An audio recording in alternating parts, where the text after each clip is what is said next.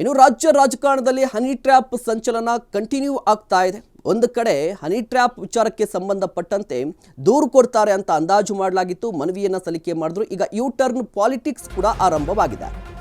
ರಾಜ್ಯ ರಾಜಕಾರಣದಲ್ಲಿ ಹಲ್ಚಲ್ ಅನ್ನ ಸೃಷ್ಟಿ ಮಾಡಿದೆ ಹನಿ ಟ್ರ್ಯಾಪ್.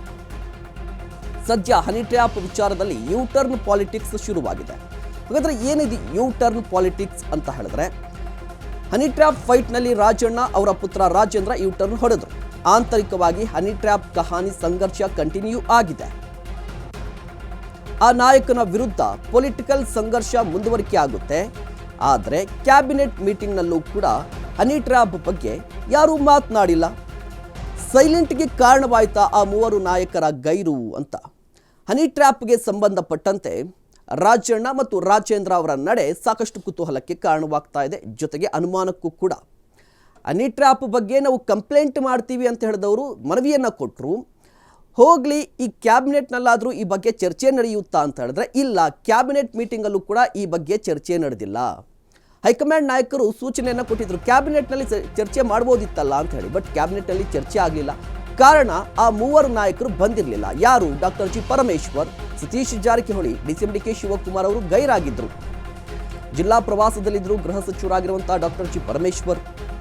ಮತ್ತೊಂದು ಕಡೆ ಸಭೆಯನ್ನು ಮುಗಿಸಿ ತೆರಳಬೇಕಿದ್ದಂತಹ ಡಿ.ಕೆ ಶಿವಕುಮಾರ್ ಬೆಳಗ್ಗೆ ದೆಹಲಿ ಪ್ರವಾಸವನ್ನು ಕೈಗೊಂಡಿದ್ದರು. ದೆಹಲಿಯಿಂದ ಸಚಿವ ಸತೀಶ್ ಜಾರಕಿಹೊಳಿ ಅವರು ಕೂಡ ಬರುವಂಥದ್ದು ವಿಳಂಬವಾಗಿತ್ತು.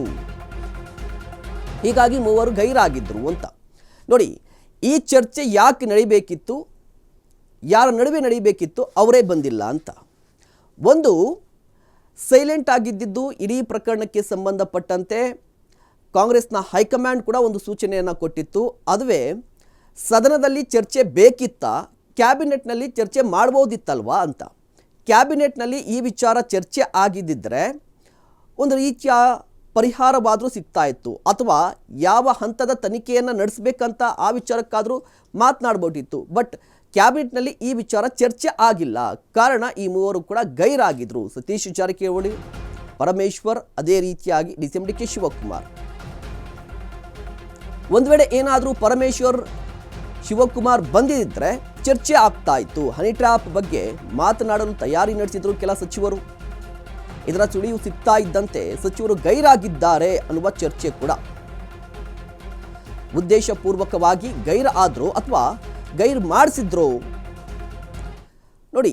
ಇಫ್ ಇನ್ ಕೇಸ್ ಏನಾದರೂ ಪರಮೇಶ್ವರ್ ಅವರು ಅಥವಾ ಡಿ.ಕೆ ಶಿವಕುಮಾರ್ ಅವರು ನಿನ್ನೆಯ ಕ್ಯಾಬಿನೆಟ್ ಮೀಟಿಂಗ್ನಲ್ಲಿ ಇದ್ದಿದ್ದರೆ ಬೇರೆ ಸಚಿವರು ಈ ಬಗ್ಗೆ ಕೇಳ್ತಾ ಇದ್ರು, ಏನಾಯಿತು ತನಿಖೆ, ಎತ್ತಾಯಿತು ಅಂತ.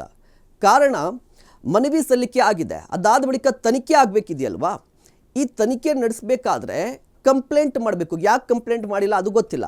ಬಟ್ ತನಿಖೆಯ ಬಗ್ಗೆ ಸಚಿವರು ಕೇಳಬೇಕಿದ್ದಂಥ ಪ್ರಶ್ನೆಗಳು ಕೂಡ ಈಗ ಕೇಳಲಿಕ್ಕೆ ಸಾಧ್ಯ ಆಗಲಿಲ್ಲ. ಕ್ಯಾಬಿನೆಟ್ನಲ್ಲೂ ಕೂಡ ಹನಿ ಟ್ರ್ಯಾಪ್ ವಿಚಾರ ಚರ್ಚೆ ಆಗಿಲ್ಲ.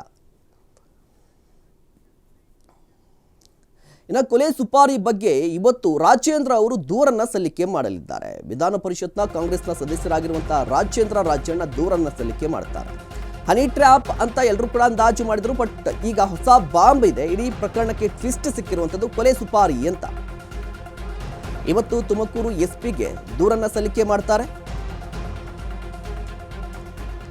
ನನ್ನನ್ನು ಕೊಲ್ಲಲು 5 ಲಕ್ಷ ರೂಪಾಯಿಗೆ ಸುಪಾರಿಯನ್ನ ಕೊಟ್ಟಿದ್ದಾರೆ ಅನ್ನೋದು ರಾಜೇಂದ್ರ ಅವರ ಆರೋಪ. 5 ಲಕ್ಷ ರೂಪಾಯಿ ಸುಪಾರಿಯನ್ನ ಕೊಟ್ಟಿದ್ರಂತೆ. 2024 ನವೆಂಬರ್ 16ನೇ ತಾರೀಕು ರಾಜೇಂದ್ರ ಅವರ ಮಗಳ ಬರ್ತ್ಡೇ ಇತ್ತು. ಆ ಸಂದರ್ಭದಲ್ಲಿ ಶಾಮಿಯಾನ ಹಾಕಲಿಕ್ಕೆ ಬಂದವರು ಕೊಲೆಗೆ ಪ್ಲ್ಯಾನನ್ನು ಹಾಕ್ಕೊಂಡಿದ್ರಂತೆ. ನಿನ್ನೆ ಡಿ.ಜಿ ಭೇಟಿ ಮಾಡಿ ಆರೋಪವನ್ನು ಮಾಡಿದರು. ಇವತ್ತು ತುಮಕೂರಿಗೆ ಹೋಗ್ತಾರೆ, ಅಲ್ಲಿ ದೂರನ್ನು ಕೂಡ ಸಲ್ಲಿಕೆ ಮಾಡ್ತಾರೆ.